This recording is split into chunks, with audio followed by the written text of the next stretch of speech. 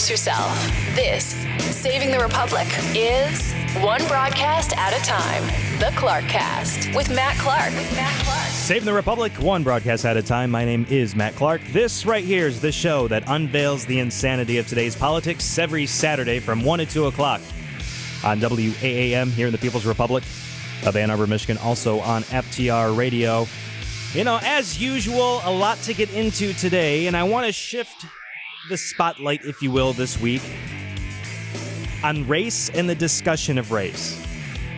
Donald Trump is also in the news, and I think that dovetails beautifully into that subject right there. Race, the topic of race, and I would have to say, most importantly, bold, italicized, triple underline what I'm about to say here, how that conversation is being held in the United States here in 2015. Take a step back, 2014, 2013, and you can probably say the 21st century America, because it seems to me, especially in the past few years, the conversations around race have been ramped up in a very bad way. We're not making a lot of grounds in these conversations about race. In fact, it's quite confusing how many different topics of race somehow make their way into the national spotlight when maybe there really isn't something there. I want to take a step back and play something from not too long ago. And I think this is crucial to understand where the progressives, where a lot of our leaders, and most of our leaders today are progressives, so the one is the other, and yeah, that works out pretty well. At least not really well, but that statement works out pretty well. Eric Holder, the former Attorney General of the United States of America, said something very interesting, and to this day, it is stuck in my head. We are a nation of cowards when it comes to discussing race here in this country. Though this nation has proudly thought of itself as a ethnic melting pot, in things racial, we have always been, and we, I believe, continue to be, in too many ways, essentially a nation of cowards. Nation of cowards. Calling you a coward, calling me a coward, calling this nation cowards for not being able to talk about race, not being able to address the issues around race, racism, and what's going on. And it seems everything that's going on here in this country, and to some degree in this world, somehow, to some degree, has a racial component attached to it, at least in the reporting, at least in the excuses made, everything under the sun. What sparked this initial discussion here, this topic on this program, was actually Donald Trump and what Donald Trump said about immigration, what's happening with our border, so on and so forth. Donald Trump, to me, is a very interesting character. I'm not a Trump guy. I like Donald Trump, the idea, the concept, not so much the man. I like what he's doing, at least with engaging some people on some discussions, even though he may be very brash, not too refined. You know, he's not a politician, and that's either an insult or a compliment. I don't know. It's just an observation. He's not a politician. So when he says his opinion on something, or when he says, hey, this is the way it is, it's not really fine-tuned to be politically correct. He's not a politician. That's why. Again, that could be a compliment. That could be an insult. It's not meant for either one. It's just an observation. But when you hear Eric Holder say something like this... Though this nation has proudly thought of itself as a ethnic melting pot, in things racial, we have always been, and we, I believe, continue to be, wait for it, in too many ways, essentially a nation of cowards. Essentially a nation of cowards. I want to spend a good chunk of this time here talking about what Donald Trump said earlier, what he's continuing to say, a lot of the issues, scandal, controversy, whatever you want to say, around Donald Trump. Because I think we need to talk about immigration. We need to talk about a lot of these quote-unquote racial issues, and I am using quotes, and I am emphasizing the need to put quotes around racial issues, because as I said in the beginning of the program, it seems the topic of race, the issue of racism, if you will, has skyrocketed in recent years. And why is that, though? Full disclosure, two things come to mind. When I say full disclosure, I'm going to say something that is... people are not going to be happy with, but I think it needs to be said. Yeah, I do believe racism does exist, and you are a fool if you believe that no racism exists. But what I really do believe, it's being used as a wedge by the powers to be to usher in either the change that they want or watch the other hand. What else is going on in the world where if you say something like Donald Trump, for example, Donald Trump saying, oh my gosh, calling Mexicans rapists and causing all this violence. He is bashing an entire race, an entire country. You can't do that. While that's going on, watch the other hand. So that's part of my mindset. That's part of where my mind is going. When people are focusing so much on Donald Trump, the guy who says you're fired. He's an entertainer. He's a personality. He's not a politician. And like I said before, I like Donald Trump, the concept of him running, because he is an outsider. He is a little bit more not as refined. That can be refreshing. And you see in the polls, it's very much refreshing. When people are starting to say, yeah, Donald Trump, a decent guy for president, yeah, and he's surging in the polls. What does that tell you about this country? What does that tell you about America when people are saying, yeah, I would vote for Donald Trump? What is that telling you about this country? And more importantly, what is that telling you about the absence of courage and the absence of character within many of those running in the GOP? That's a different topic, a different discussion, and feel free, 734-822-1600, to call me up, bring that up. But getting back to the issue and the topic of race, I want to play what Donald Trump said. Just, hey, throw it out there, make sure it's on the air and on the record. When Mexico sends its people, they're not sending their best. They're not sending you. They're not sending you. They're sending people that have lots of problems, and they're bringing those problems with us. They're bringing drugs. They're bringing crime. They're rapists. And some, I assume, are good people. But I speak to border guards, and they tell us what we're getting. And it only makes common sense. It only makes common sense. They're sending us not the right people. It's coming from more than Mexico. It's coming from all over South and Latin America, and it's coming probably from the Middle East. Probably from the Middle East as well. That is a topic, and there are so many topics within subtopics of things that we are going to discuss on the show, time permitting, and if I can't get to everything today, then I obviously will carry a lot of things over into the next show. But what he said there, he called many of whom, not all, and he was very clear to say, and I'm not here to defend Donald Trump. Let me throw that out there first and foremost. I'm not here to defend Donald Trump. I'm not here to champion any political campaign or anybody in particular. But when it comes to race, racism, and all those labels that are constantly being thrown at every single issue, it seems, it's so crucial to actually identify if this is a viable label to put on this. If somebody says they're bringing drugs, they're bringing crime, they're rapists, and some, I assume, are good people. Some are good people, so he's not calling everybody. But yes, those that cross the border illegally are bringing crime and violence, as we just saw in San Francisco. And of course, the whole sanctuary city argument, so on and so forth. Obviously, maybe not the best way to carry on that message, but it was there, it was heard, and now he is surging in the polls because, and I would submit to you, there's an absence of people saying, and this is the takeaway message, there's an absence of people loudly and boldly saying that border needs to be closed yesterday because those that are coming over pose a threat to this country. Not because of their race, not because they are Mexican, not because of the color of their skin, but rather what we see on the border, but rather what is happening not only from those of Mexican descent, because it's not just Mexicans. You cannot just say willy-nilly, it's a Mexican problem, because it's not. But what about ISIS? What about those that come across this border? And I've talked about this on the show countless times, that want to do harm to the United States, regardless of their descent, regardless of their background. Those that come across this country's border to do you harm. And if you think that's maybe a little bit in the weeds, so to speak, let me play this newscast. This is coming out of Sioux City KMEG, how ISIS is going to be teaming up with Mexican drug cartels and utilizing those wonderful underground canals and tunnels that they have down there.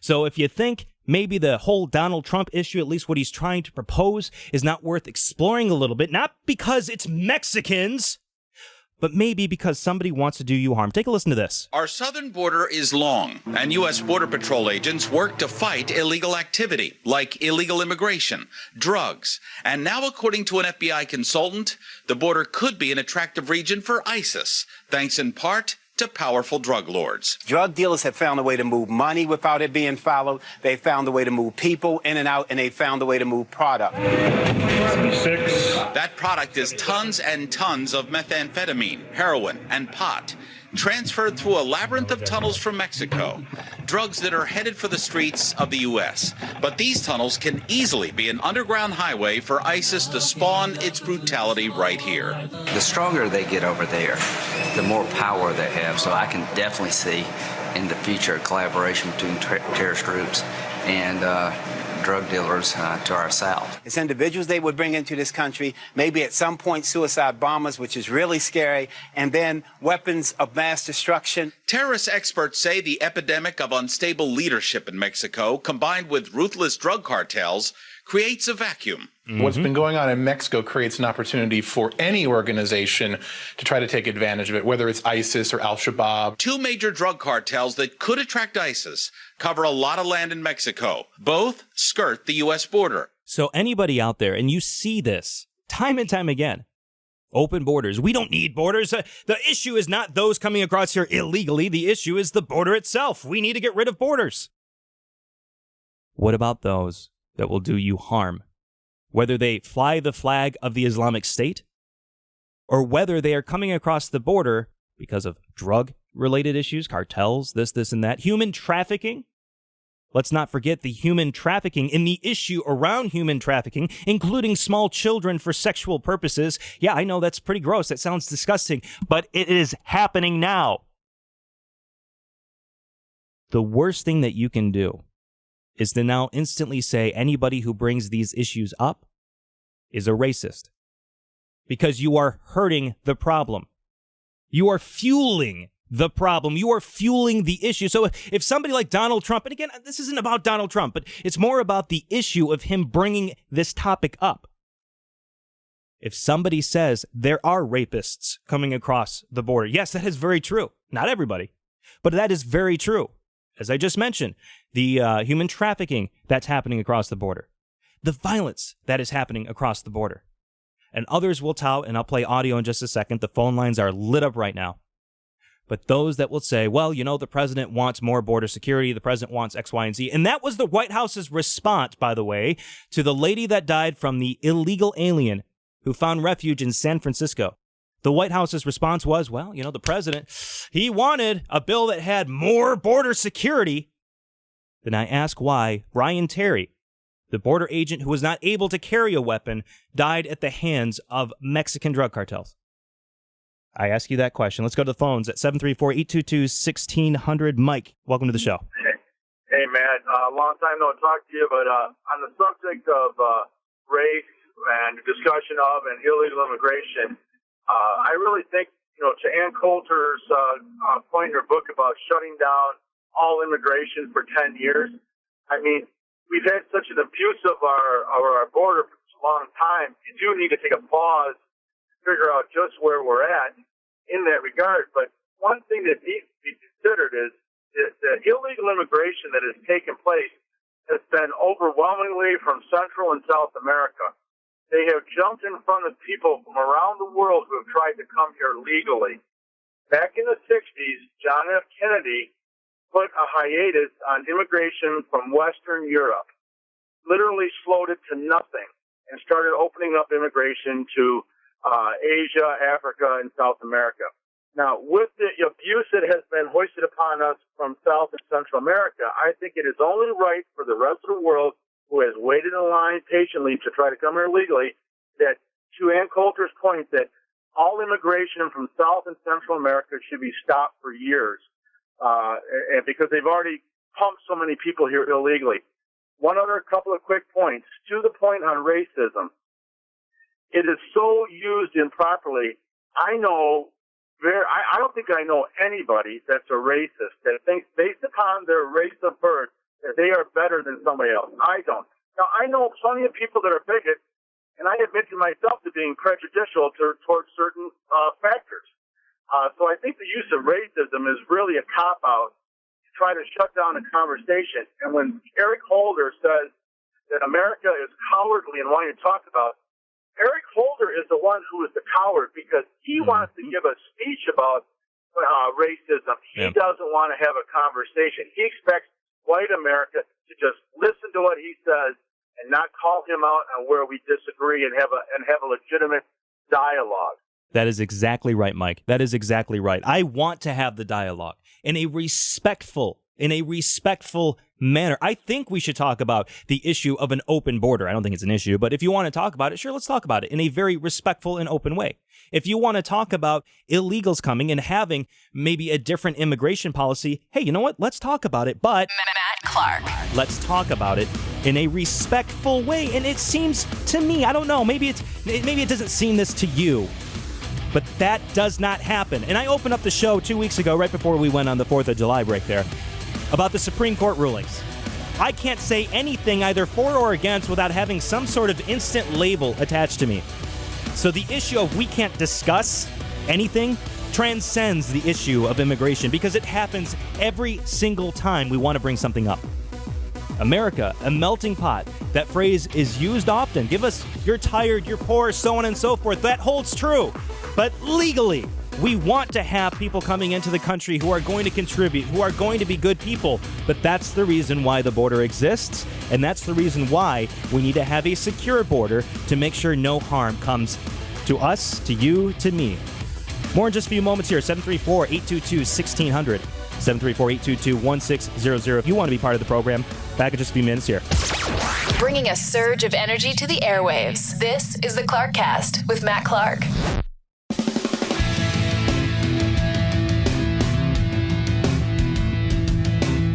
Matt Clark. This is the Clarkcast. Call Matt now. 734-822-1600. Coming up in just a few moments here, Representative Hank Johnson, the one you know all too well, as the congressman who said the whole island of Guam might tip over and capsize if we put too many troops on it. Yeah, that guy. He believes that it's the American culture that leads police officers to kill blacks. You'll hear the audio of that coming up in just a moment. Also, the federal debt. Yeah, it's a topic that we often talk about, but not too much recently. The CBO, Congressional Budget Office, the nonpartisan Congressional Budget Office, is coming out saying healthcare is going to be one of the main driving factors for why costs are going up. Healthcare. I thought the Affordable Care Act was going to make everything so great. Your thoughts at 734-822-1600. Ken, welcome to the show. Yeah, I'd like to quickly touch on three important issues. One, talk about immigration, especially with Mexico. And the one thing we can see that's very clear, that is those who want to come into this country legally, those who want to come into this country who are educated, they're fighting a losing battle. They have a lot of resistance. I'm hearing from people calling in a talk radio and hosts. They're receiving a lot of resistance from our government. Our government doesn't want the educated. Yeah, and I've actually heard stories of companies, large companies, who have all these great minds coming from other countries, but their visas expire and they're not able to get renewed. So those really great thinking minds who want to come to the United States because of what we have as a country, not able to stay here. Well, what our government wants, the Democrats especially, but even the Republicans, what they want is they want the uneducated, they want the low-skilled, they want the ones that they feel will, in the case of the Democrats, will always keep voting Democrat, that want to be on the welfare state. Donald Trump spoke the truth. And why is Donald Trump being frowned upon? Well, it's simple. There again, the Democrats, Republicans, unfortunately, they don't want to hear the truth. But Trump on this particular subject has been speaking the truth. And regarding Donald Trump and his popularity, I just want to quickly say that the reason why that is because the political parties, they keep proving that they're not interested in the American people. They keep betraying the American people, both parties. And I'm not saying necessarily Donald Trump is an honest man. I don't know him well enough to say that.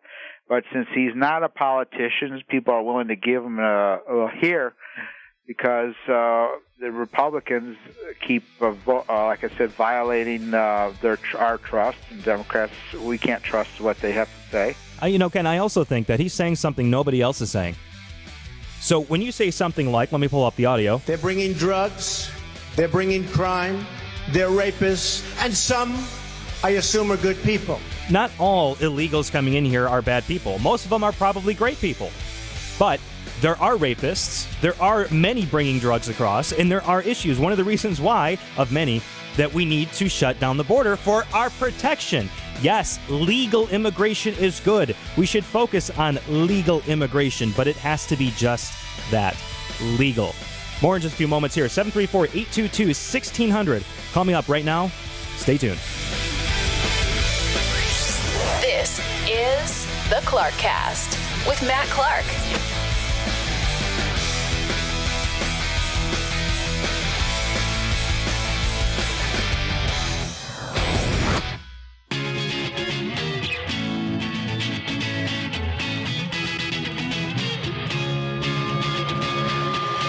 Clarkcast with Matt Clark.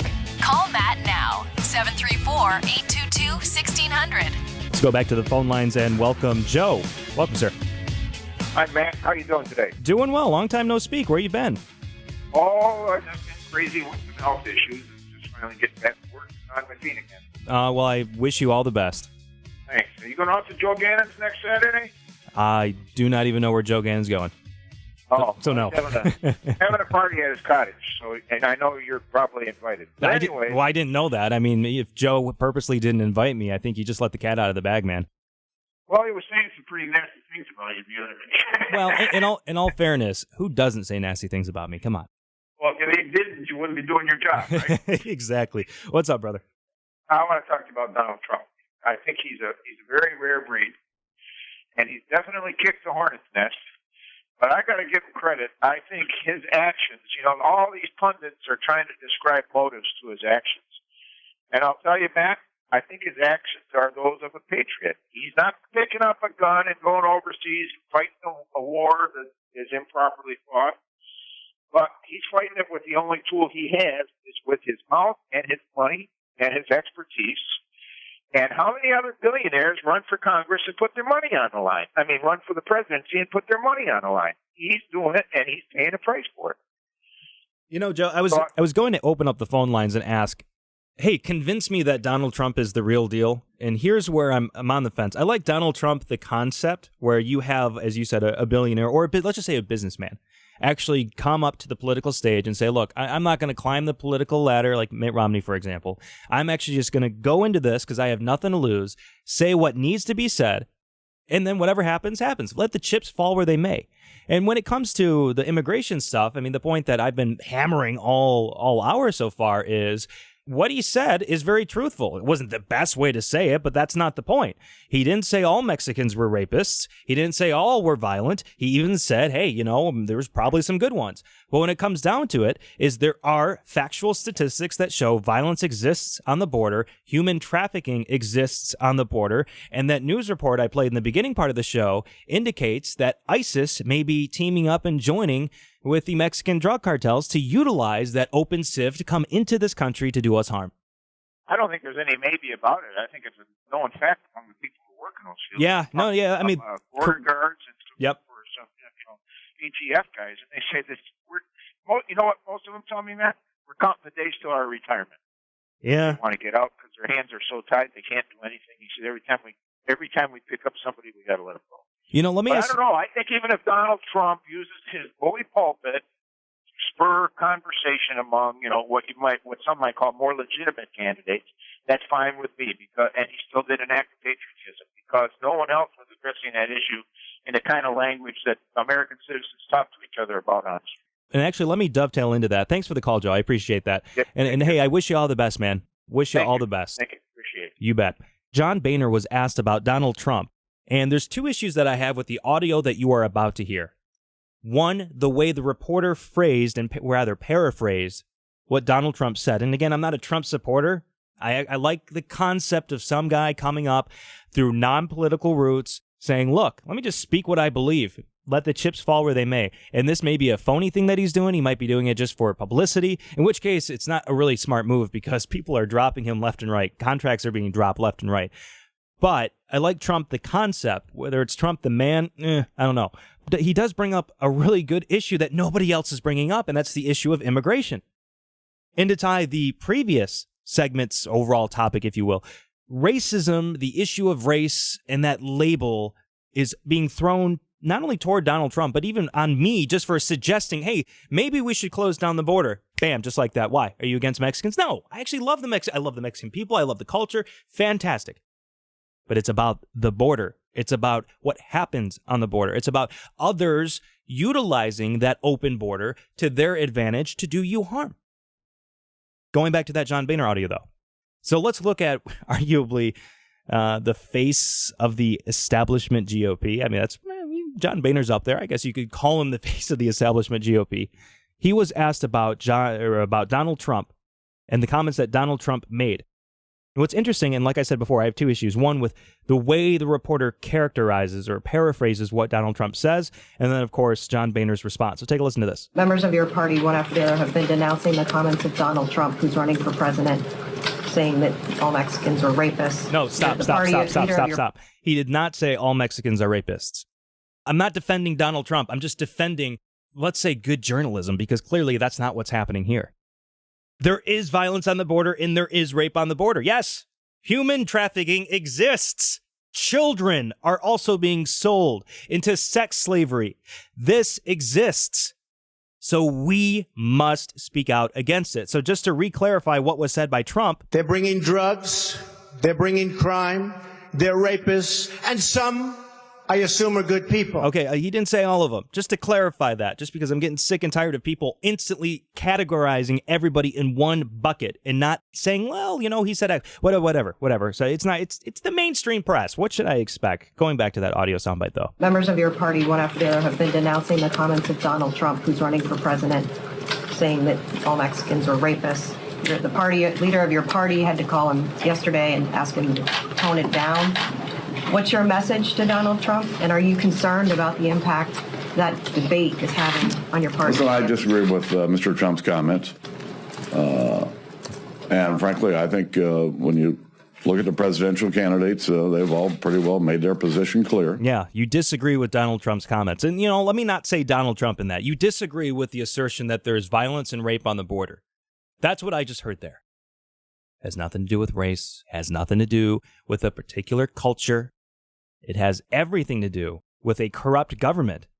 And not only in Mexico, but aquí en los Estados Unidos, to translate here in the United States. Yes, a corrupt government here in the United States. When our Border Patrol is not even able to do their job, not able to carry the weapons that they need. And no, it has nothing to do, and I think this would be a good segue into this one right here. The White House suggests the Republicans only passed the president's immigration policy. This would not have happened. So this is the White House's official response to the lady that died at the hand of an illegal immigrant who sought refuge in the sanctuary city of San Francisco. This is the White House's response to that. I hear your reluctance to comment on this case, but this case is being used by opponents of the administration to say that your policy is not working and that repeat criminals are coming across the border.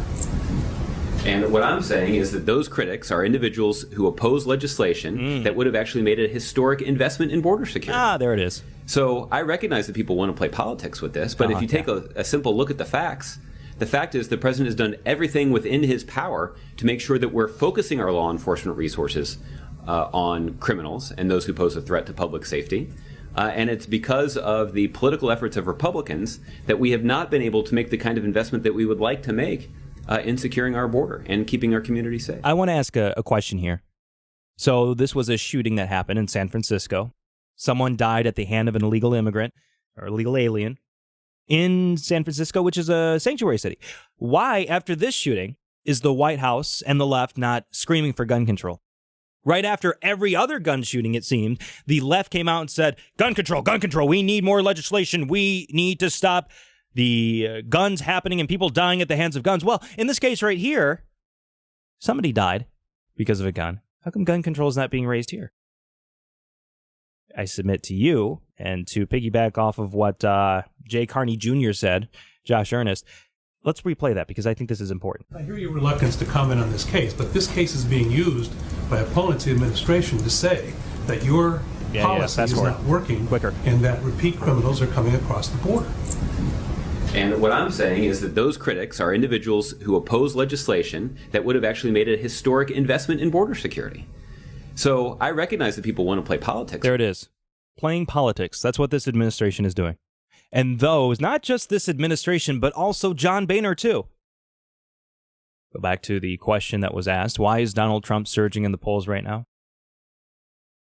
If you don't know yourself, seriously, take a moment, think about it. Why is the Donald surging in the polls? Why is he more popular than most? And according to a poll, one of the polls here, he is the most popular candidate in the GOP field right now. Why? It's not because of the hair. I mean, I don't know if anybody who actually likes the hair. It's because he's saying what needs to be said, maybe not in the best way. Not that I want a nice, politically correct, politician-polished sort of response, but there is an issue on the border, and nobody, with the every now and then maybe a Ted Cruz or somebody like that may come across and say, yeah, we need to do this, we need to stop the border, violence, so on and so forth. But nobody is making it the central issue. But shifting focus back to the left, to this administration, they will be one of the first, and the mainstream media is complicit as well. Well, the left, mainstream media, tomato, they're all part of the same club. They'll be one of the firsts to say this is an issue of racism. Because after all, when you start saying that Mexicans are rapists, when you start saying Mexicans are violent and so on and so forth, like Donald did. They're bringing drugs, they're bringing crime, they're rapists, and some, I assume, are good people. I mean, after all, instantly you are labeled a racist. And this is why I wanted to segue back into my original topic that I led this show with. We cannot have an honest dialogue. We cannot have an honest debate because, and this is just the culture of our society, Saul Alinsky would be so proud right now of how the American political culture instantly shifts toward blaming anybody else other than the right issue. Shifting toward casting a label on anybody that you disagree with. If you disagree with me, we cannot be civil about this. We cannot have an honest dialogue, an honest conversation. Instead, if you disagree with me, I'm going to label you a racist or a homophobe or an Islamophobe or something else to say you are not worthy of this conversation. You have no credibility. It's to dismiss credibility not only on the individual, but also on the topic and the argument at hand. Make no mistake about it. Make no mistake about it. It is a weapon, it is a tool, and unfortunately, it is a highly successful tool to bring your opponents down, to bring the other argument down without having that honest conversation and that honest dialogue. Name any topic out there, whether it's about racism, whether it's about gay marriage, whether it's about climate change. Every single one of those will have opponents label me climate denier, Islamophobe, homophobe, racist, despite me actually being on the record of being open to all of the above. That's not how they roll. Saul Alinsky, man, would he be proud. When we come back from the break, there's something that came across my radar which ties very beautifully into all the above. Matt Clark. Hank Johnson, one of my favorite congressmen representing the great state of Georgia. Same guy who said that Guam might tip over and capsize if we put too many people on. I love this guy. He is gold. Now, he is an African American. Let me go ahead and have full disclaimer right here. My criticism of the man, and please do not misunderstand what I'm about to say, has nothing to do with this race. Nothing to do with this race. I know that's hard for many to understand. It's hard for some to even grasp. Well, you can't criticize the man. He's African American. Otherwise, you are a racist. Please do not use that label. Anyway, what you're going to hear after the break right now is the culture inside our country here promotes the killing of blacks by police officers. That is what he's bringing to the table. Your thoughts at 734-822-1600. 734-822-1600. Back in a few moments here. Bringing a surge of energy to the airwaves. This is the Clarkcast with Matt Clark.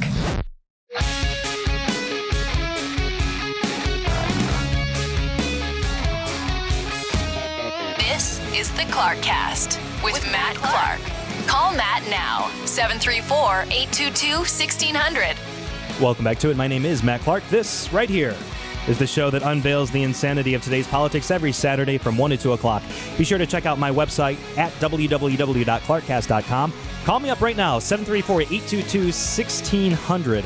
Right before the break, I told you I'd play a little bit of some Hank Johnson. If you want to know who that guy is, he's very well known for saying this. Yeah, my fear is that the whole island will become so overly populated that it will tip over and capsize. Yeah, it's my fear as well. And really, it's ridiculous is what it is. I don't know how they keep reelecting that guy.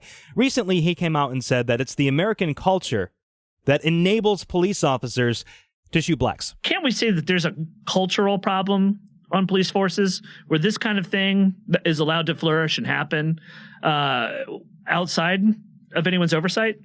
Yeah, I believe that it's a culture that enables or that says it's okay for law enforcement officers to shoot, to kill blacks, be they male or female. I don't understand. How does the culture dictate that it's okay for the police officers to shoot anybody without cause? I don't understand this. And again, I go back to my point. The arguments from the left, and many on the right too, and I use left, right very loosely here. The arguments from progressives are instantly label it something, isolate it, polarize it. Those are two Saul Alinsky points to be made if you want to win an argument. Doesn't matter what the topic is. Doesn't matter what the arguments are. Isolate and polarize if you want to win an argument. Can't move a conversation forward when you're pulling those kind of tricks, if you will. I see on the line right now, my good buddy Rich Hoffman joined the show. Rich, you sent me a quick text message talking about what's going on, and I said, hey, call up, because I know Donald Trump is a big topic on your blog these days. Oh, yeah, Donald, I wasn't a big fan of him as far as a person, because he's not the kind of person that you and I might want to go have a Nathan's hot dog with, but he is certainly in a position to do what has to be done politically in this country. And when you can go up and disable all those Saul Alinsky tactics the way he is, because he has the money, he doesn't have to worry about fundraising. He doesn't have to worry about climbing a political ladder. He can say it as it is, and it actually makes him popular. He's exactly what we need at the moment, I think, and I'm becoming a quick believer. I like Donald Trump, the concept and what he's doing, not necessarily the man, if that makes sense. But I mean, to your point, I fully agree. And also, if you look at why he's surging, why is Donald Trump number 1, number 2, number 3 rating in the polls? In almost every poll, there's a vacuum that he is filling. Yep. Last time I saw this was with Ross Perot in 1992, where a self-funded guy was able to go up there and tell how it was, and people loved it. And his big weakness was he started the whole process way too late in the race. With Donald Trump being this far out, and if he sticks with it and he basically just wants to see himself on television. He gets what he wants. The country gets what they need. And to be honest with you, I wouldn't mind having his wife as the first lady after that. I mean, it's a better representation of what capitalism can do for a country than what Michelle Obama's represented. Fantastic. I don't see this as a PR move from him, because if you look at all the contracts that have been dissolved, that how much money he's lost just from a business standpoint. He's not doing this politically. And like I said, I'm not here to champion Donald Trump, let alone anybody else, but he's filling a void. And I think if the GOP, I mean, especially the John Boehners, the Jeb Bushes, the Chris Christies, all of whom, at least 2 of the 3 that I know of, have come out and said, look, what Donald Trump is doing is awful. You got to stop, tone it down. I disagree with what he's saying, without taking a step back and realizing, guys, he's filling a void right now. Maybe you want to look into that, at least from a tactical, political standpoint.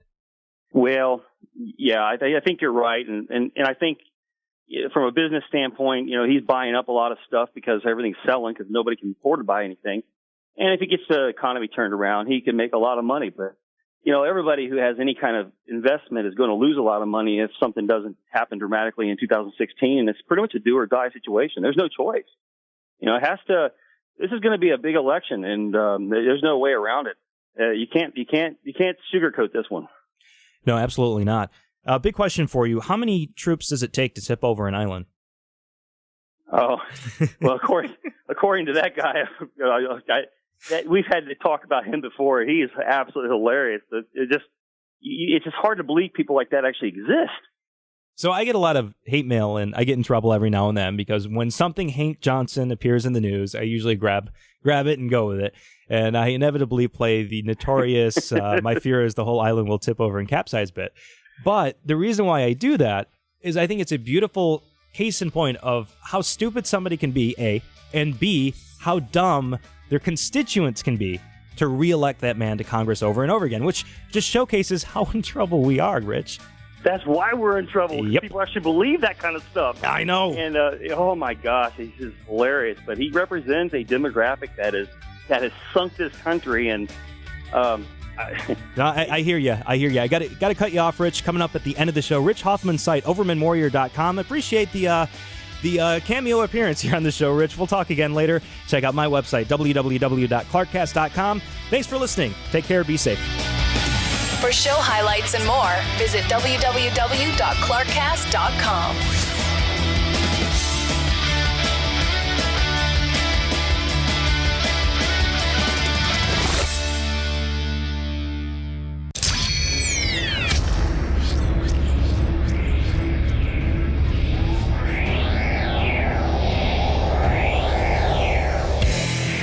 Brace yourself. This, Saving the Republic, is one broadcast at a time. The Clarkcast with Matt Clark. Alrighty then. Saving the Republic, one broadcast at a time. My name is Matt Clark. This right here is the show that unveils the insanity of today's politics every Saturday from 1 to 2 o'clock right here on WAAM in the People's Republic of Ann Arbor, Michigan. If you want to hit me up behind the scenes, as always, Matt with 2 T's at clarkcast.com is the email address. Send me some lovin' behind the scenes. I sure love to hear from you. Hey, if you want to send me some hating behind the scenes, hey, you could do that too. All forms of communication. Hey, throw it out there. Love hearing from you. Facebook.com/Clarkcast. And of course, at Clarkcast on Twitter. Last week's show, got to tell you, it struck a nerve with a lot of different people. It's been a while since my phone lines were constantly jammed. I mean, we get callers. We get a lot of really great callers, but it's been a while since you strike a nerve with the audience and you can't even touch the show. And last week is an example of just that. Spoke about a couple different topics and really brought them together in one overarching topic. And I think it's very important to tie a lot of what's going on in our country today with overarching themes. Last week, talked about Donald Trump. But not just Donald Trump, and not just Donald Trump and what he was talking about with immigration, but really the message that he brought. What I said then, and I'm going to say this again now, I really don't know about Donald Trump, the man. I really don't know who he is. He's a lot of different things, but I really don't know about Donald Trump. I guess you could say I'm on the fence when it comes to him as a candidate, him as a man. I just don't know. I don't know. But Donald Trump, the concept, and what he's been saying is something that, well, just take a look at the polls. Take a look at what people are saying, especially his opposition. Not just from the left, but also from the quote-unquote so-called right. If you look at what the GOP is saying about Donald Trump, that'll give you a pretty good indication of exactly what the opposition, so to speak, is saying. Now, I also really wrap around the idea, the topic of Donald Trump, the blind usage and the blind coining of people of discussions of topics as racist or racism or some flavor of a label in that regard. Not saying it's warranted 100% of the time. In fact, my argument was quite the opposite. More often than not, racism, the label of racism, classifying somebody as a racist, is blindly casted upon an argument, upon a person, simply because there is an opposing viewpoint. And Donald Trump is a very good case in point. Again, molded those two topics, brought them together. Donald Trump said, hey, the illegal aliens coming across the border, not all, but some of them are rapists. Some of them are bringing violence, so on and so forth. And the mainstream media casted that as racist. He said, oh, all Mexicans, every single Latino. No, he said illegal, and he didn't say all illegals. Like I said, a lot of different callers on the program last week. The very tail end of the show, I had my buddy Rich Hoffman call me up, give his 2 cents. He's been really talking about Donald Trump and writing about Donald Trump and the concept of Donald Trump on his blog, overmanwarrior.com. Spoke a little bit with him on the air last week, and when we got off the air, I said, you know what, Rich, hey, we're going to bring you back up on the show and just do a whole hour talking about this, because I think this is a topic that we need to continue talking about. Not Donald Trump necessarily, but Donald Trump, the concept, if you will. Rich Hoffman, welcome to the show. How are you?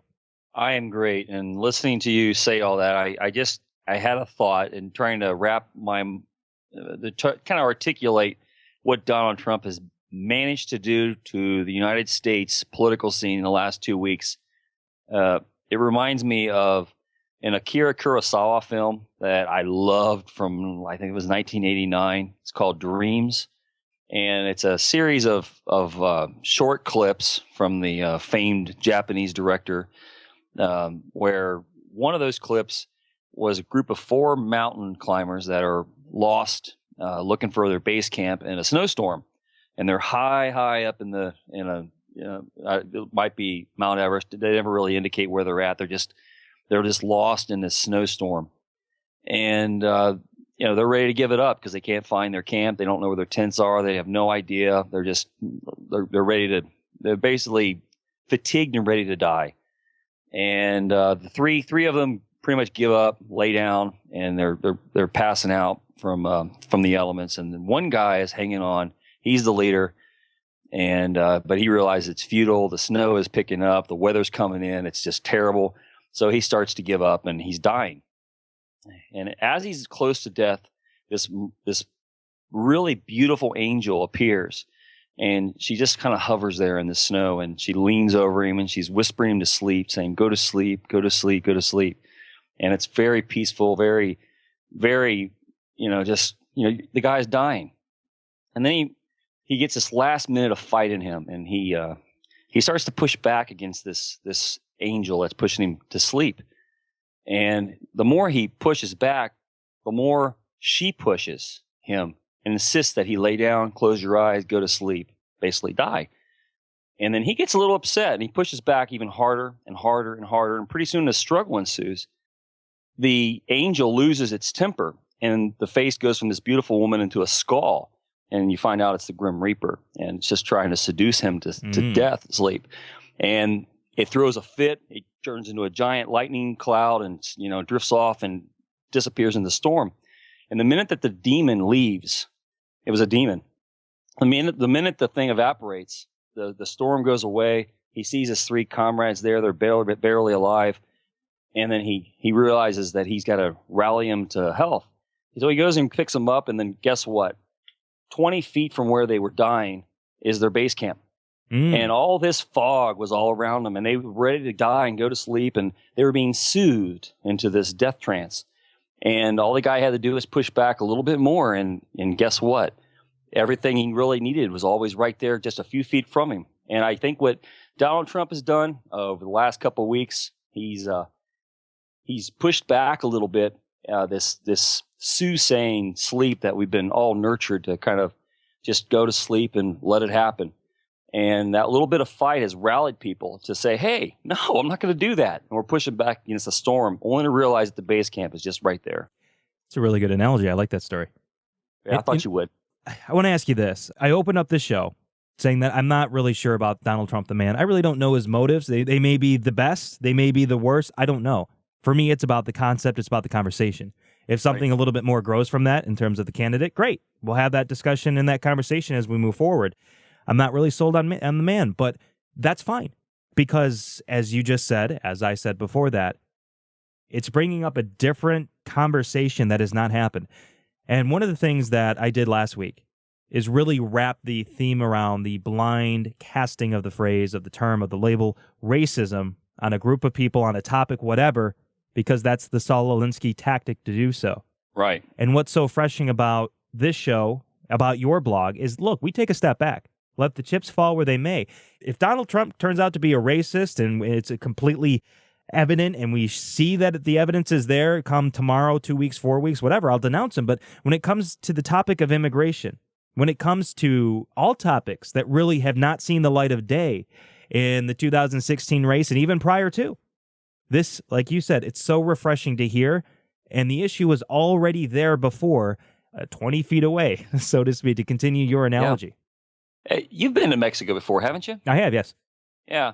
I mean, I've been there. My wife and I have been there, vacation there, traveled, and you always feel sorry for the people when you travel through some of the small towns and, wonder what happened to them. Until all this stuff with Donald Trump, and, you and I have done a lot of research in these things. I don't really know that I looked that far into the revolution of the Mexican Revolution that took place from 1910 to 1920. And I really didn't pay much attention to their constitution that they put out in 1917.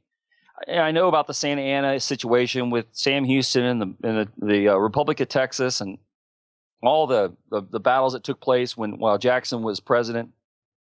I understand that. But there's a period of history where Mexico kind of gets lost, and, we just woke up one day and they were all trying to get across our border. I mean, even though they were that close to us, what happened? And I didn't realize that there was a large Marxist movement in Mexico at the time, because I guess Cuba soaked up all the news, and that became a communist country. So it just sort of, no one really paid attention. But a lot of problems they have to this day is because they enacted all these Marxist policies during the 20s and 30s and 40s, and to this day, their social policies, their social justice, their constitution guarantees that they have housing and a job. And that's communism, and that's south of our border, and that's the main reason what drives all these people here to get jobs, because they're not there. Because they ruin their economy with these progressive policies. And now these drug lords have taken over, and Donald Trump's put an underline under something that's really a serious issue, and no one's ever talked about it. I mean, I didn't know all that stuff about the Mexican Revolution, and I didn't know that was really the cause of why they have such a deplorable economy to this day. Yeah, I'm going to have to plead a little ignorance on the Mexican history as well. But if we look at our own history, and if we look at just take a pulse of what's going on in 2015 America and 2015 Mexico as well, I mean, you see, obviously, third world nation versus the United States. I was going to make a really bad joke and say third world nation and Mexico, but I wasn't going to go that far. But no, it's a lot of these big government, progressive, communist, social, whatever you want to call it. Let's just say uber big government policies. Communism. I said, let's call it what it is. Communist policies. And we're seeing that here in the United States, and we're seeing the degradation, I would say the regression of a great economy into what you see here by both sides of the political aisle. And that really is the underlying message right there, by both sides of the political aisle. So to bring this full circle, I said that Donald Trump has opposition, and his enemies are not just Democrats. They're also Republicans as well. And you have people, and let me play something from last week, because I think this is really important. John Boehner, the Speaker of the House, was asked about Donald Trump's comments. And two things that I want the listener to take away from this, and like I said, I played this last week, but I think it's very worthwhile to play it again. First, the reporter paraphrases Trump's comments and really paints a very negative and incorrect picture of what he said. Let me go ahead and play that piece of audio, and I'm going to stop it partway through because I want to point two things out. Here's the first one. Members of your party, one after the other, have been denouncing the comments of Donald Trump, who's running for president, saying that all Mexicans are rapists. The party... No, stop. He never said all Mexicans were rapists. Right. That's the first thing that... And this may be splitting hairs, and maybe we're beating an old drum, but this really puts forth this is a case in point, amazing example of how bad the mainstream media is with not only reporting and journalism, but also how they're so able to manipulate. Yeah, leading the question. Yeah, exactly. And then John Boehner's response, of course, is... Of your party, one after the other, have been denouncing the comments of Donald Trump, who's running for president, saying that all Mexicans are rapists. The party leader of your party had to call him yesterday and ask him to tone it down. What's your message to Donald Trump, and are you concerned about the impact that debate is having on your party? So I disagree with Mr. Trump's comments. Disagrees. And frankly, I think when you look at the presidential candidates, they've all pretty well made their position clear. Disagreed with Donald Trump's comments were there are illegals coming over who are rapists, who are bringing drugs over. Both of those are facts. Not all, and he actually said not all. Again, I don't want to really beat the old drum, but I mean, this really paints the picture of what's going on. And I heard John McCain coming out and disagreeing with the statements. And again, this is not about Donald Trump. This is about what he said. And really, I would say the concept of Donald Trump, at least in my mind. Rich, you may disagree, but it's striking a huge nerve. And it's something to say when both sides of the political aisle are getting gimmed up over this. Oh, yeah, I don't disagree with you at all. I think those Republicans are nuts if they think they can pander to the illegal immigrant vote and try and build the party with the sympathy, or sympathy towards their cause. Donald Trump several times the last couple of weeks has said that he would win the Latino vote.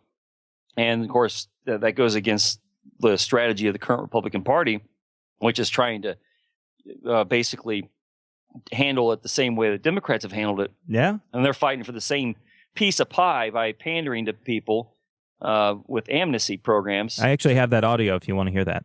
Sure, let's hear it. So this is Donald Trump in an NBC interview saying, hey, he will win the Latino vote. And again, not about Donald Trump. Here's why he said he would listen, or why he would win the vote. Listen to this. And I'll tell you something. If I get the nomination, I'll win the Latino vote. I will win it because I'm going to create jobs. Hillary Clinton is not going to be able to create jobs. I will tell you right now. Neither is Jeb Bush going to be able to create jobs. I will create jobs, and the Latinos will have jobs that they don't have right now, and I will win that vote. And he'll win that vote, according to him. Yep. And you know what? If you were to actually poll Latinos here in this country, I was going to say, just Mexicans, but let's broaden it. If you were to poll minorities in general, because it seems to be that's where the label of racism comes. Anytime you want to speak out against a government program, or anytime you want to speak out against immigration, whatever, you're always targeting the minorities. But really, I think you're targeting everybody. But if you were to take a poll and actually ask the minority population, what's more important? Welfare, and then this is just for you, welfare or a good paying steady job with a good economy? I think 9 times out of 10 you're gonna get the latter and not the former there. You hit the nail right on the head. I was just thinking while you were saying that, a job creator, somebody who works in a private sector and creates jobs, hires people for jobs, and looks people in the eye when they give jobs, to people for different tasks that need to be done. They know what it feels like to provide that job and how hard people and how grateful they can be to get that job. When someone comes over from some place where their social justice policies have destroyed their economy, and they have an opportunity to come here and work to, whether it's they're bagging peanuts or whatever it is, they're grateful for the job, and they'd rather have that than a welfare check. But the Democrats, just like they've taken over the whole African-American debate, it used to be that Democrats were associated with slavery. Well, in the Frederick Douglass Republicans, they've completely been pushed out of any kind of black history references. They've completely dominated and captured that sector of the voting demographic, and they're doing the same thing here with this Latino vote. But most people, no matter what race or creed, wherever they come from, they appreciate that they can do for themselves. If you can empower them to take care of their own families, have their own home, have property, participate in the system rather than depend on government, they'll take that all the time. And Trump is absolutely right. You got it. Joining me on the air right now, my good buddy Rich Hoffman down in Ohio. He is author of the book OvermanWarrior.com, also the new ongoing book called The Curse of Fort 7 Mile, which is available on his website, www.overmanwarrior.com. Rich, I'm a little embarrassed to ask you this question, but what chapter are you on right now? 4. Okay, I'm slacking. It's been a busy month, or a busy summer, actually. Yeah, for me, I have the marriage and the wedding and the honeymoon excuse, so Don't worry, I'm going to catch up. More when we come back. Don't go anywhere. Keep it locked right here on the Clarkcast. Saving the Republic, one broadcast at a time. This is the Clarkcast with Matt Clark.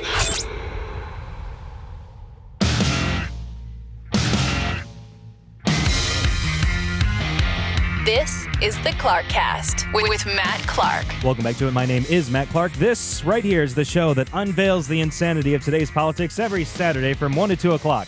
Right here on WAAM, the People's Republic of Ann Arbor, Michigan. Also on FTR Radio. Be sure to check out Thomas LeDuc and crew at www.overmanwarrior. It's FTRradio.com. Overmanwarrior.com is the website of my guest. See, Rich, when you try to be too automated and your mind goes on autopilot too much, that's what happens. It only proves you visit the site so much that it's in your subconscious now. Yeah. Anyway, live in Overman Warrior world. Anyway, welcome back to it. My website, since I'm plugging stuff, clarkcast.com. But then again, you know that.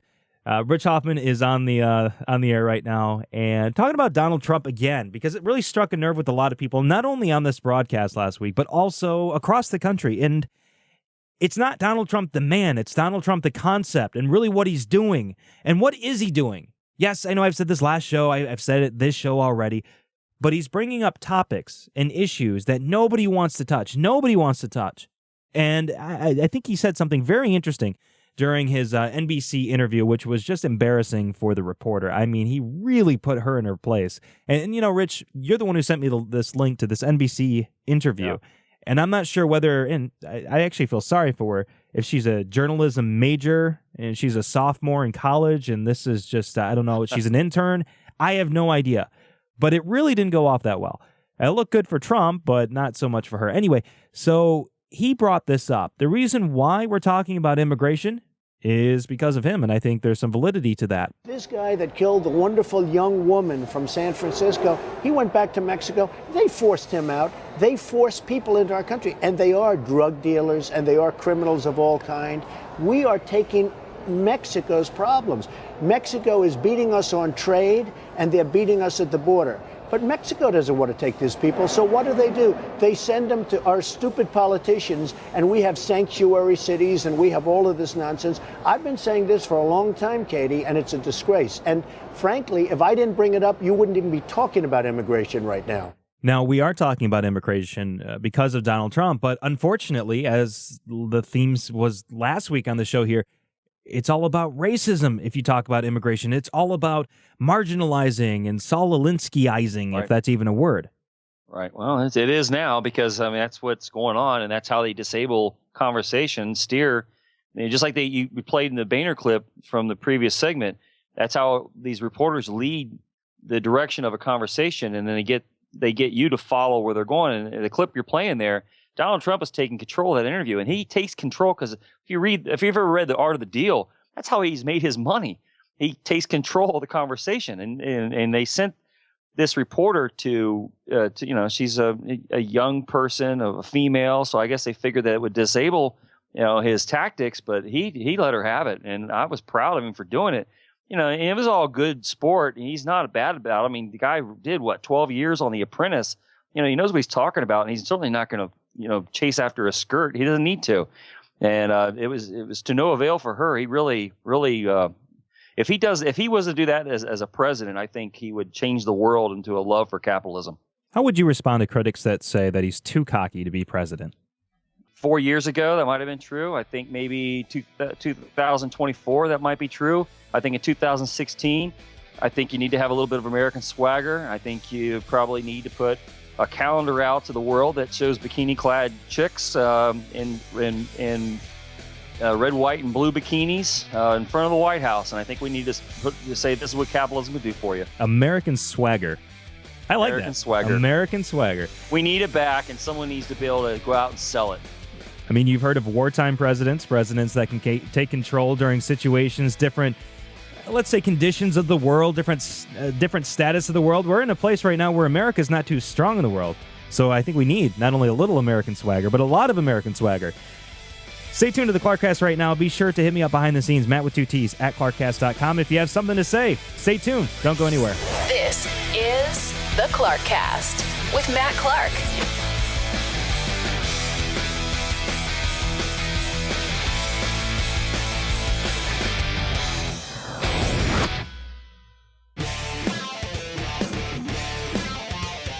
Bringing a surge of energy to the airwaves. This is the Clarkcast with Matt Clark. And also Saving the Republic one broadcast at a time. My name is Matt Clark. This right here is the show that unveils the insanity of today's politics every Saturday from 1 to 2 o'clock on WAAM. Be sure to check out my website, www.clarkcast.com, for not only everything me, which maybe not that much of an incentive to go there, but you can also check out show archives, videos, blog posts, all the fun under the sun talk radio host stuff that I do.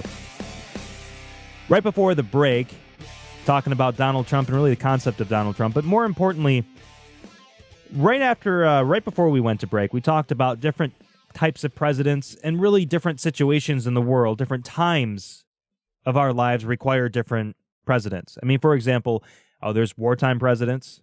You want the right guy in the Oval Office if you actually have to go to war. Take World War II as an example. Not saying that FDR, Truman were the best, but just as an example. Civil War, Abraham Lincoln. Could the Republic have stood if Abraham Lincoln was not in the Oval Office? So you get the point. There are different kinds of presidents for the different types of situations that we have in the world and different times of the world. What kind of president would Donald Trump be? People say that he's too egotistical, too cocky, too arrogant, so on and so forth. But when we live in a world, and again, this is more about Donald Trump, the concept, not necessarily the individual him, the actual guy himself, but rather the concept of Donald Trump. When we live in a world where our enemies do not fear us, Putin thinks we're a laughingstock.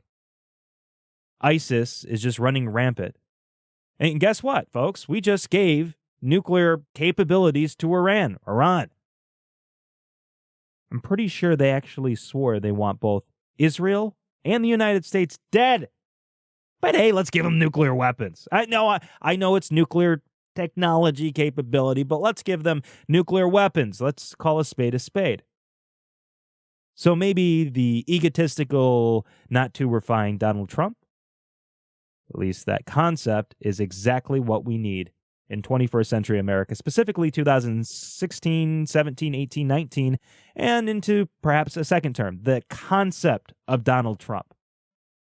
Joining me right now on the show here for this particular broadcast, my good buddy Rich Hoffman, author of Overman Warrior and also The Curse of Fort 7 Mile. His website is overmanwarrior.com. Rich, what did you think of that opening right there? I think it's a great opening. We were talking about the kind of president that can take American swagger to a level that it needs to be. You know, when I think we all enjoy watching. I think anyone who watches football, when you watch the highlights from a whole Sunday of football games, what does ESPN play? They don't play the little in between stuff. They play the stuff that has a little swagger to it. When a receiver catches a 30-yard touchdown pass and does a little dance in the end zone, we love it. We like to see confidence in people who win. We like to see winners. You know, American capitalism likes winners. Now, everybody can be the winner. There's always winners and losers. But I think you find that at the end of a football game or any real competitive match, you know, when there's a team that has a swagger to them and it leads to victory, even the people who lose like it. And look at how popular LeBron James is. LeBron James he's got a lot of swagger. He goes out and scores a lot of points. You know, Michael Jordan always did. Kobe Bryant always had a lot of swagger, a little oomph to slam dunks. There's no reason to think you don't need that in an American president who has to sell American ideas to people you're trying to negotiate with, whether it be Russia, whether it be Japan, China, you know, the Koreans, anywhere in Europe.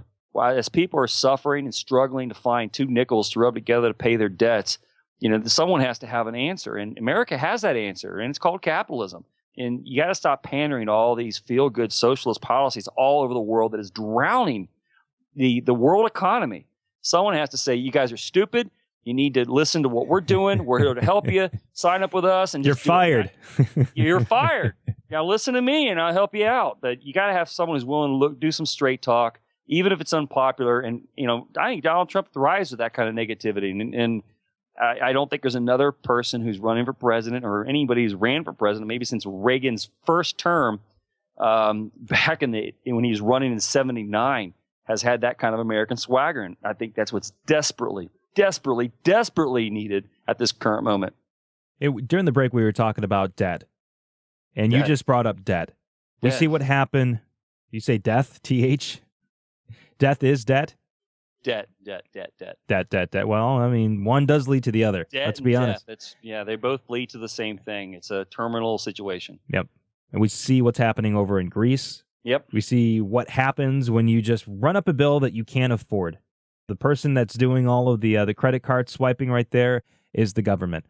Yep. You know, the CBO, Congressional Budget Office. I'm gonna get a little dry. We're a little boring on you for a second, Rich. CBO, I've had this audio for the past 2 weeks. I've been want to play it. Came out and said that it's kind of a problem here. Why aren't you guys here in Capitol Hill here paying attention? And he even cited healthcare as one of the big problems. Let me go ahead and play this for you because I think this is worthwhile. CBO's long-term outlook for the federal budget has changed little since last year. If current laws remain generally unchanged in the future, we expect that federal debt held by the public will decline slightly relative to GDP over the next few years as the economy continues to move towards greater recovery from the Great Recession. After that, however, the effects of our aging population and rising healthcare costs will become more apparent, and growing budget deficits will push debt back to and above its current high level. So the CBO, Nonpartisan Congressional Budget Office, is projecting that will be so-so for the short term. After that, we are bleeped. Yep. And I want to play one more thing for you because it continues a little bit more. And again, This is the CBO saying this. This is the CBO, the guy there from the CBO, testifying on Capitol Hill. Under current law, debt is projected to rise continuously relative to the size of the economy in the long run. That path could not be sustained indefinitely. Investors would eventually begin to doubt the ability of the government to cut spending or raise revenues by enough to pay its debt obligations. Such a fiscal crisis would present policymakers with extremely difficult choices and would probably have a substantial negative impact on the country. Probably. I mean, he's trying to sugarcoat it. But the reason why I'm playing this is not because I really love dry, boring audio from a guy who just lives and breathes calculator numbers, statistics, so on and so forth. But there are very few people in the government. Rich, hold on. Turn your headphone volume very, very loud because I can't hear it. Hold on. Let me do the same thing. My headphone, don't say anything because my headphone volume is on full blast. Yeah. If you listen very carefully, you can hear one or two voices inside the government talking about debt. But outside of that, nobody. It's dead silent. It is crickets. It's chirping. And this is so important because we need to continue talking about the big issues like immigration. Nobody was talking about immigration until all of a sudden a business guy who also had a show called The Apprentice was talking about it. And then they wanted to change the way the conversation was, saying, well, it was just a racist who said that. Right. Now, when we talk about the debt, or nobody's talking about the debt, maybe we need to have somebody label it a racist issue before people talk about the debt. These are such big issues, and it's getting little to no attention because it's not sexy. It doesn't have swagger, to use that term again. What time is the next reality show on? And when you heard Donald Trump in that NBC interview bring it up, again, I don't care for the guy himself necessarily, but he is talking about the debt. Yeah. He's talking about all the things that are currently important. You can go back and look at his record. He was a registered Democrat, gave money to Democrats in the 2000s during the Bush years. And we could hold that against him. He basically became a conservative after 2009. But, how many people didn't look at Obama and where the direction he was going and say, whoa, I don't know if I want to sign up for this. And then he was a Reform Party candidate in the late 1990s, which is the Ross Perot thing, which, I was a part of when it first started. So he's been a guy that's kind of teetered out there on the outside of kind of the political mainstream. But when it comes to politics, you hear what Boehner and McConnell and, a lot of the mainstream leaders in the Republican Party, they're trying to pander for a few Latino votes with the strategy that Democrats have formed, rather than say, look, let's go create jobs for these people through the private sector and win them that way. And that's what, of course, Donald Trump came up with because he's a business guy and he understands money. But when you have people who have made their whole lives and they made their millions from lobbyists, from people like Donald Trump who have bought lobbyists to go pander and grease the wheels so they can get things done, why would you listen to somebody who's just been the recipient of that greasing instead of someone who's actually applied the grease? And I would much rather put someone in charge who's worth $10 billion off personal assets that they've created from nothing, as opposed to somebody who just moves money around and does what people tell them to do. And it's what a typical politician is. They don't mean anything to me. They are certainly not capable of managing the complicated problems that we're facing. And when it comes time to actually put the rubber on the road, I want somebody who knows how to make money to make the decisions and sell it to the American public.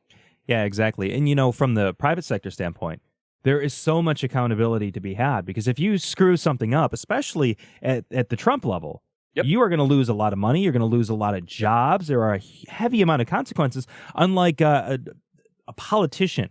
And I'm going to play two pieces of audio that tie very well into what I just said there. There is no accountability in government. That's one of the reasons why you hear the silence is deafening, let's say. It's one of the reasons why people are so quiet and silent on issues like immigration, on other issues, because there's no accountability in government. First thing I want to play for you is let's tiptoe back into the sanctuary city issue. And, of course, we had the lady that was killed by an illegal alien in San Francisco after he was reported repeatedly, because San Francisco is a sanctuary city. He found a home there, and the sheriff's office there wouldn't hold him. Two things I want to play for you. First, in regard to public office and public accountability, Mitch McConnell said the following about sanctuary cities. I'll go ahead and actually pop that up a little bit so we can all hear it. After this murder of 32-year-old Kate Steinle in San Francisco, authorities say at the hands of an illegal immigrant, 5-time deportee. Will Congress move on any sanctuary city legislation? We should. I think any sanctuary city, for your viewers, that means that these are places where they choose to ignore the law, should not be receiving federal criminal assistance money. Okay, so that is the Senate Majority Leader, Mitch McConnell. That's about something that should happen in the future here. Stop funding for sanctuary cities. Will he be held accountable for that statement? No. Will he do that? No. No. Now, I said I would play 2 pieces of audio. Here's the second one. Talked about the future and what Mitch McConnell was saying. Let's talk about the past. And actually, the San Francisco supervisors, in other words, the city council there, Bill O'Reilly, who I really don't care for, but he actually he's been really hitting the sanctuary city stuff hard, and he's been doing a fantastic job covering this issue. He sent some reporters out to San Francisco and asked the San Francisco supervisors, the city supervisors, are you going to do anything? Are you going to be held accountable? What's going to happen? And here are the responses from the supervisors, which is not really shocking, especially for a city like San Francisco. Do you feel like the national media's come down a little too hard on sanctuary cities and what the main intention is? I think the issue here is gun control. No individual with that type of record should be able to access or be able to have possession of a gun. Supervisor, we don't want to be a pest. Just literally a minute would be great. Fox News is not real news, and you're not a reporter. I talk to real news only. Fox News is not real news. We want to know if you show remorse. Are you upset that the president didn't reach out to the families? Fox News is not real news. Mm-hmm. So again, no accountability there. And what the last guy right there said plays so well. Man, it's like, I'm acting like Donald Trump right now. It's like, I planned this so beautifully, Rich. I'm such a great talk radio host. This was so great. The issue of blaming people and casting labels upon people because it Saul Alinsky-izes the argument and polarizes, isolates, and distracts.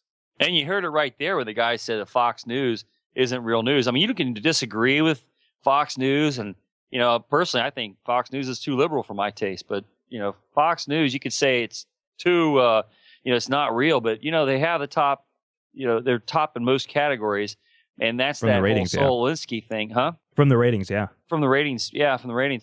So you got to at least say, hey, you're there, you exist. And that's this whole leftist mentality. When there's something that comes that doesn't fit their ideology or their worldview, they just deliberately paint it out. And that's the whole issue. If you go to this whole Bruce/Caitlyn Jenner thing, where you just pretend one day you wake up and you're not, the gender you were born with. And all you have to do is paint it in your mind that way, and it just magically happens with rainbows and little butterflies and all kinds of things. And if you can think it, you can just make the world the way you want to. Just like you can just think that the debt's not there, and somehow it'll all get paid, and that's how we're going to manage all of our resources. And by the way, let's just bring everybody in, flood the borders, and bring socialism to everybody, and it's all going to work out. Sounds like a Disney movie. I think they watched too many Disney movies, and I don't think Disney was ever promoting that kind of thing, but they missed the point, obviously. Yeah, well, Disney was targeting children, and I think they succeeded in that regard. Dun-dun-dun. More in just a few moments here. On the air right now with me is my good buddy Rich Hoffman, author of OvermanWarrior.com. Keep it locked right here on the Clarkcast. Don't go anywhere. This is the Clarkcast with Matt Clark.